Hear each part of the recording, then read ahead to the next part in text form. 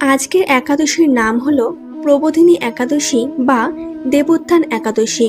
মনে করা হয় এই দিনে শ্রীবিষ্ণু যোগনিদ্রা থেকে ওঠেন। পুরাণ অনুসারে আষাঢ় মাসের শুক্লপক্ষের একাদশী তিথি হল শয়নী একাদশী। এই দিন শ্রী বিষ্ণু যোগনিদ্রায় যান এবং তার 4 মাস পর এই তিথিতে অর্থাৎ কার্তিক মাসের শুক্লপক্ষের একাদশী তিথি অর্থাৎ শ্রীবিষ্ণু নিদ্রা থেকে বুদ্ধিত হন। এই 4 মাসকে চতুর্মাস বলা হয়। প্রবোধিনী একাদশীতে বিষ্ণু জাগরিত হন বলে এই একাদশীকে বিষ্ণু প্রবোধিনী ও দেব প্রবোধিনী একাদশী, দেবোত্থান, দেব উঠাও একাদশী বা দেব উঠে একাদশীও বলা হয়। হিন্দু মতে চতুর্মাসে বিবাহ এবং বিভিন্ন শুভ কাজ করা নিষিদ্ধ, তাই প্রবোধিনী একাদশী থেকে হিন্দুদের বিবাহের কাল শুরু হয়। প্রবোধিনী একাদশী কার্তিকী একাদশী, কার্তিকী শুক্লা একাদশী ও কার্তিকী নামেও পরিচিত। প্রবোধিনী একাদশীর পর কার্তিক পূর্ণিমা তিথিতে দেব দীপাবলি বা দেবতাদের দীপাবলি উৎসব পালিত হয়। এছাড়াও এই দিন মাতা তুলসীর সঙ্গে শ্রী বিষ্ণুর আনুষ্ঠানিক বিবাহ অনুষ্ঠিত হয়। এই অনুষ্ঠানটি তুলসী বিবাহ নামেও পরিচিত। চলুন এবার জেনে নেওয়া যাক শ্রীকৃষ্ণ এই একাদশীর সম্পর্কে কি বলেছিলেন। কার্তিক মাসের শুক্লপক্ষের একাদশীর মাহাত্ম্য স্কন্দ পুরাণে ব্রহ্মা ও নারদ মুনি সংবাদে বর্ণিত আছে। একসময় মহারাজ যুধিষ্ঠির বললেন, হে পুরুষোত্তম শ্রীকৃষ্ণ, কার্তিক মাসের শুক্লপক্ষের একাদশীর নাম আমার কাছে কৃপা করে বর্ণনা করুন।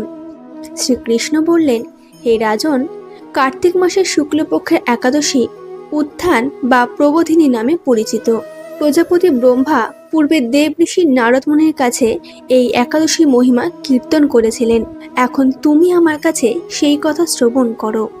বহুকাল পূর্বে দেবর্ষি নারদ প্রজাপতি ব্রহ্মাকে বললেন, হে মহাত্মা, যে একাদশীতে ভগবান শ্রী গোবিন্দ স্বয়ং থেকে জেগে ওঠেন, এই একাদশীর মাহাত্ম্য আমার কাছে সবিস্তারে বর্ণনা করুন। ব্রহ্মা বললেন, হে নারদ, উত্থান একাদশী যথার্থই পাপ নাশিনী, পুণ্যকারী ও মুক্তি প্রদায়িনী। এই ব্রত নিষ্ঠা সহকারে পালন করলে 1000 অশ্বমেধ যজ্ঞ ও শত শত রাজসূয় যজ্ঞের ফল লাভ করা যায়। জগতের দুর্লভ বস্তু প্রাপ্তির কথা কি আর বলবো। এই একাদশী ভক্তিপরায়ণ ব্যক্তিকে ঐশ্বর্য, প্রজ্ঞা, রাজ্য ও সুখ প্রদান করে। এই ব্রতের প্রভাবে পর্বত সমান পাপরাশি বিনষ্ট হয়। যারা এই একাদশীতে রাত্রি জাগরণ করেন তাদের সমস্ত পাপ ভস্মীভূত হয়। শ্রেষ্ঠ মুনিগণ তপস্যার দ্বারা যে ফল লাভ করেন এই ব্রতের উপবাসে তা পাওয়া যায়।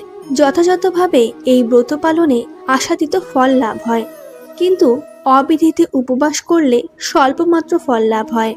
যারা এই একাদশীর ধ্যান করেন তাদের পূর্বপুরুষেরা স্বর্গে আনন্দে বাস করেন।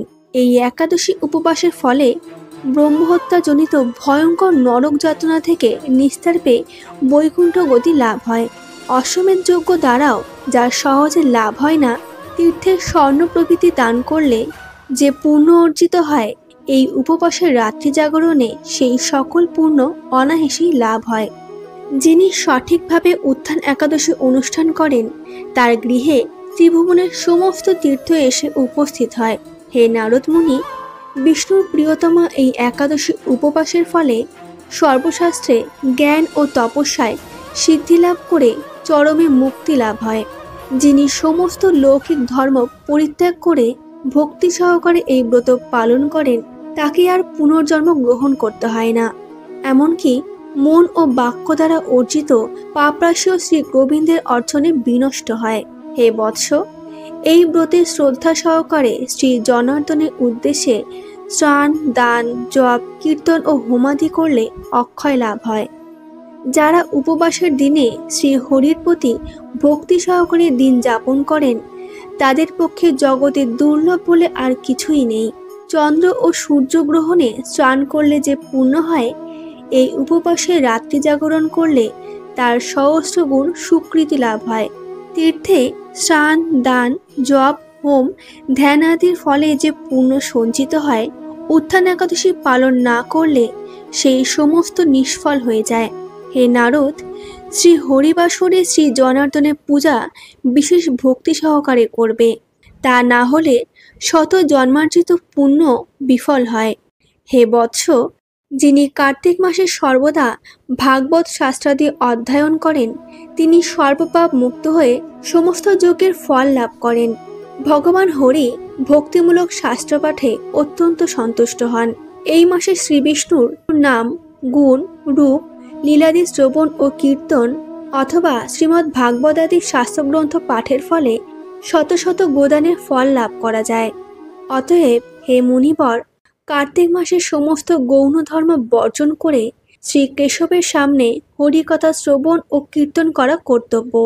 কোনো ব্যক্তি যদি ভক্তি সহকারে এই মাসে ভক্ত সঙ্গে হরিকথা শ্রবণ ও কীর্তন করেন তবে তার শতকুল উদ্ধার হন এবং হাজার হাজার দুগ্ধবতী গাভীদানের ফল অনায়াসেই লাভ হয়। এই মাসে পবিত্রভাবে শ্রীকৃষ্ণের রূপ গুণাদির শ্রবণ ও কীর্তনে দিন যাপন করলে তার আর পুনর্জন্ম হবে না। সমস্ত তীর্থ ভ্রমণ করলে যে পুণ্য হয়, উত্থান একাদশীতে শ্রীকৃষ্ণ পাদপদ্মে অর্ঘ্য প্রদানে তার কোটি গুণ সুকৃতি লাভ হয়।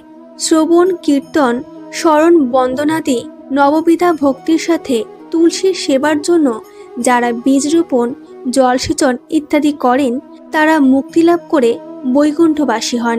হে নারদ, সহস্র সুগন্ধি পুষ্পে দেবতার অর্চনে বা সহস্র যজ্ঞ ও দানে যে ফল লাভ হয়, এই মাসে হরিবাসরে একটিমাত্র তুলসী পাতা শ্রী ভগবানের চরণ কমলে অর্পণ করলে তার অনন্ত কোটি গুণ লাভ করা যায়। কেমন লাগলো আমাদের আজকের আয়োজন? ভালো লাগলে অবশ্যই লাইক করতে ভুলবেন না। ফিরে আসবো আবার অন্য কোনো তথ্য নিয়ে। ততক্ষণ ভালো থাকবেন এবং এই রকম আরো সনাতন ধর্ম সম্পর্কিত ভিডিও পেতে আমাদের পুরাণ কাহিনীর সাথে থাকুন। ধন্যবাদ।